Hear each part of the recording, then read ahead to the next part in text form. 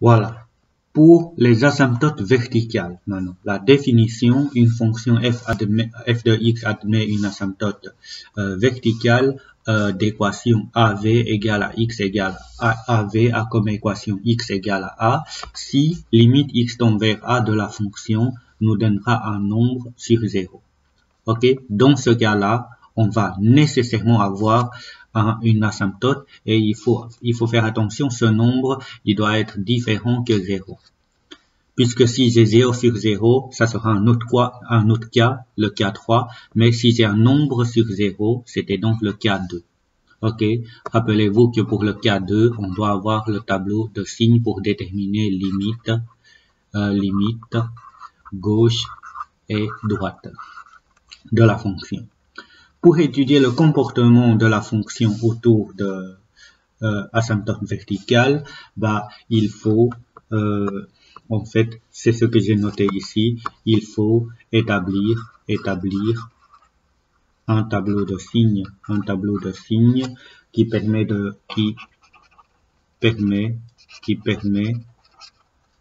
voir limite gauche et droite. Et la valeur de A, ok, la valeur de A, ce sont pas des valeurs qu'on choisit n'importe quoi. En fait, ce sont une des racines de la fonction, car le dénominateur ne peut pas être égal à 0. En fait, là, il y a une erreur. Et vous devez corriger. En fait, la valeur de A, c'est pas une des racines de la fonction, mais c'est une des racines du dénominateur. Ok, et une des racines de dénominateur, car le dénominateur d'une fonction ne peut pas être égal à 0. Autrement dit, ça c'était très important,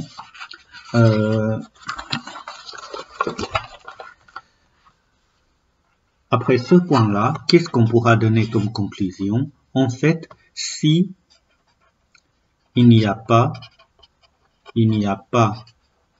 de dénominateur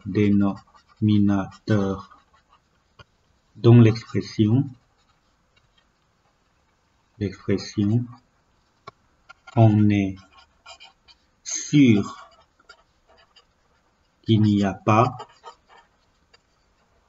de asymptote verticale. Ok, puisque pour chercher les asymptotes en A, il faut chercher la limite x tend vers A. Et cette valeur de A, on ne choisit pas n'importe comment. Les valeurs de A, ce sont des valeurs qui correspondent à une des racines du dénominateur.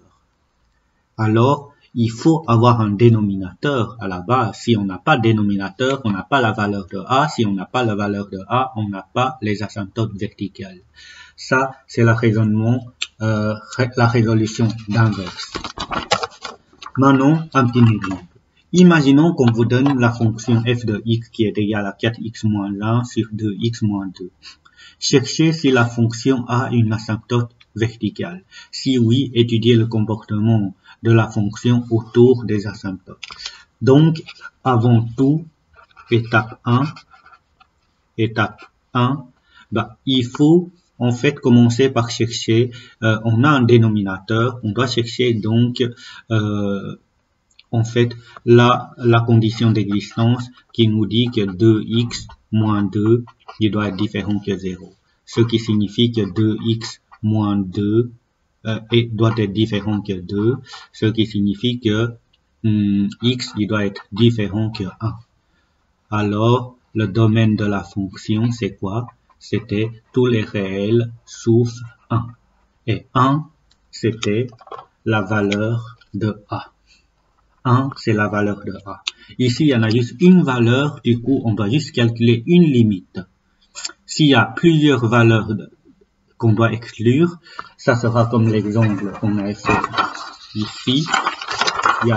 On a deux valeurs, en fait, on doit calculer deux limites et on peut avoir deux asymptotes verticales comme vous le voyez ici.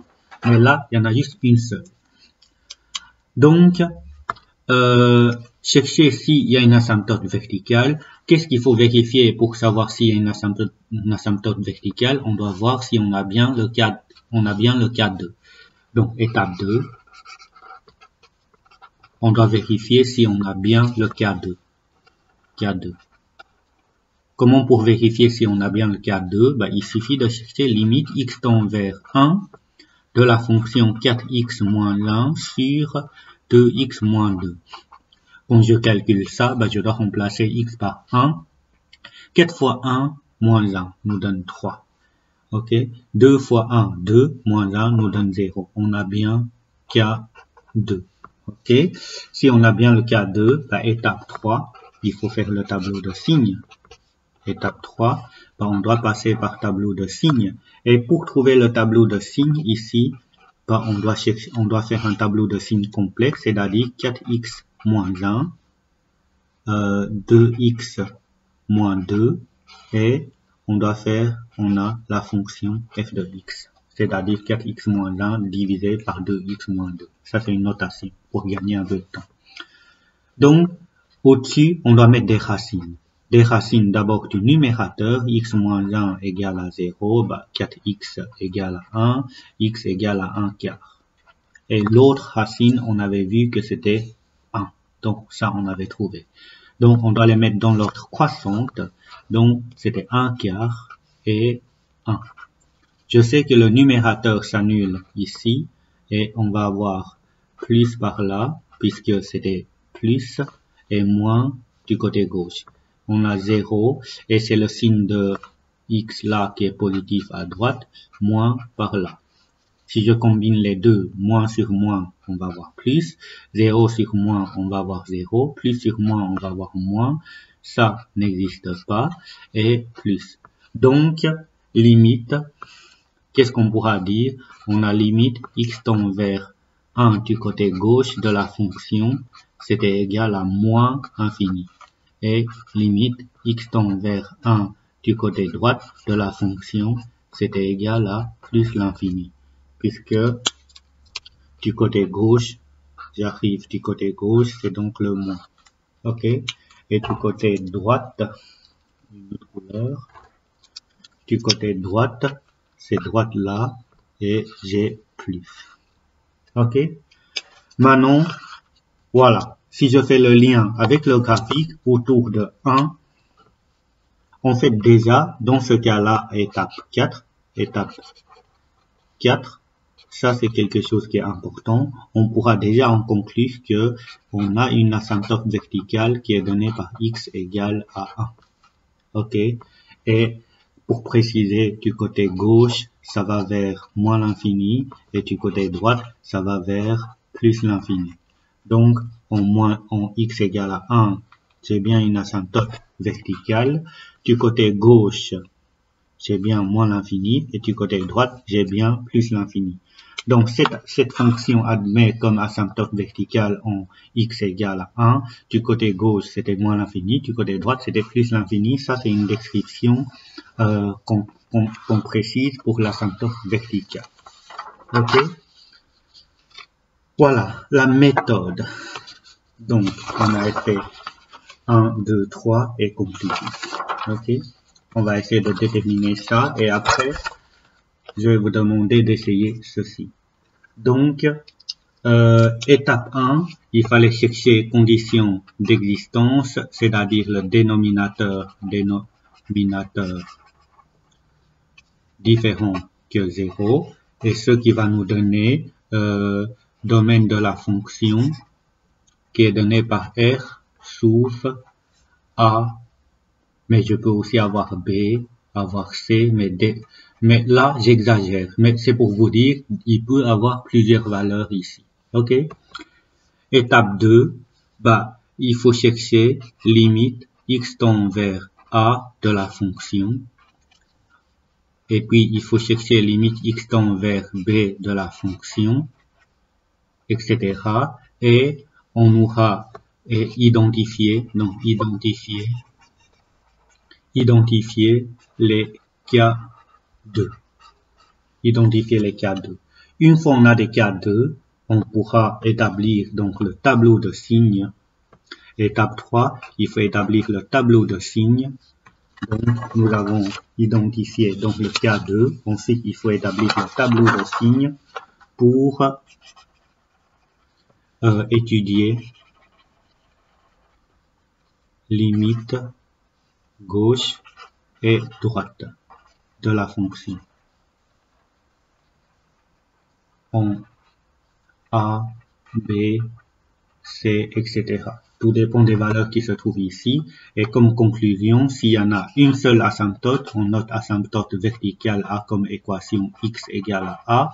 Mais s'il y en a plusieurs, je vais les numéroter. Donc asymptote 1, asymptote verticale 2, A comme équation x égale à B, etc. Voilà, ça ce sont des étapes à respecter. Ce que je vous demande de faire justement, c'est de déterminer des asymptotes de la fonction, des asymptotes verticales de cette fonction-là. Ok? Et après ça, vous l'avez donc comme exercice ici. Allez, ce que moi je vais faire celui-là et vous allez faire des exercices de la page 22. Comme ça sera tout pour cette semaine. Pas pour cette semaine, pour le mercredi et jeudi. Ici, si je cherche la condition d'existence, je dois demander que x carré moins x moins 2, il doit être différent que 0. Le delta, c'était donc moins 1 au carré, moins 4 fois 1 fois moins 2. Je trouve 9. Et du coup, x1, x2, ça c'est étape 1. Ok? x1, x2 dit que je dois avoir moins 1 plus ou moins racine carrée de 9, 3 sur 2 fois 1, 2. Donc, 1 plus 3, 4 divisé par 2, 2. 1 moins 3 moins 2 divisé par 2, moins 1. Donc, le domaine de la fonction, c'était tous les réels sauf moins 1 et 2. Donc, étape 2, je dois voir la limite x tend vers moins 1 de la fonction 2x plus 2 sur x carré moins x moins 2. Et là, si c'était moins 1, je remplace par moins 1, 2 fois moins 1 moins 2, plus 2, 0.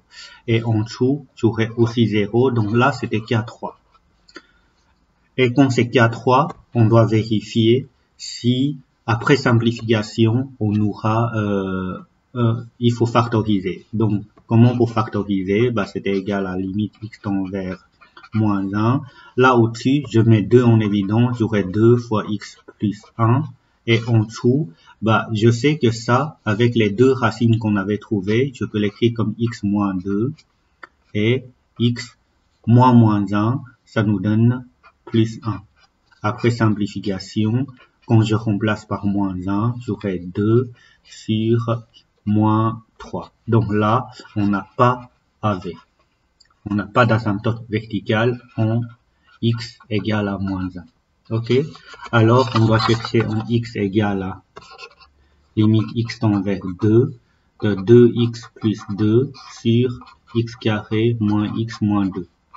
Quand je remplace par 2, je vais avoir 2 fois 2, 4, plus 2, 6. Et en dessous, je vais avoir 2 fois 2, 2 fois 2 au carré, 4, moins 2, 0. Donc là, on a bien K2. Étape 3, il faut passer maintenant par tableau de signes, puisque j'ai le K2, tableau de signes, x, et puis 2x plus 1, plus 2, x carré moins x moins 2. Je sais que ceci au numérateur s'annule en moins 1 et le dénominateur s'annule en moins 1 et 2. Donc ça nous donne 0 ici, plus, puisque c'est positif à droite, et moins du côté gauche, et là j'ai 0 et 0. Donc à l'extrémité de 0, c'était signe plus, et moins. Moins divisé par, on a f de x, donc moins divisé par plus, on a moins. 0 divisé par 0, je sais que ça n'existe pas. Et moins n'existe pas. Et plus. Du coup, du côté gauche et du côté droite. Voilà. Ok. Et de là, étape 4, on peut dire que au niveau de conclusion, étape 4, on a une seule asymptote verticale qui est donnée par x égale à 2. Et du côté gauche, on va vers moins l'infini, et du côté droite, on va vers plus l'infini. Voilà, c'est tout pour cet exercice-là. Donc, vous allez essayer la page 22, donc les mêmes raisonnements pour ces exercices-là. OK?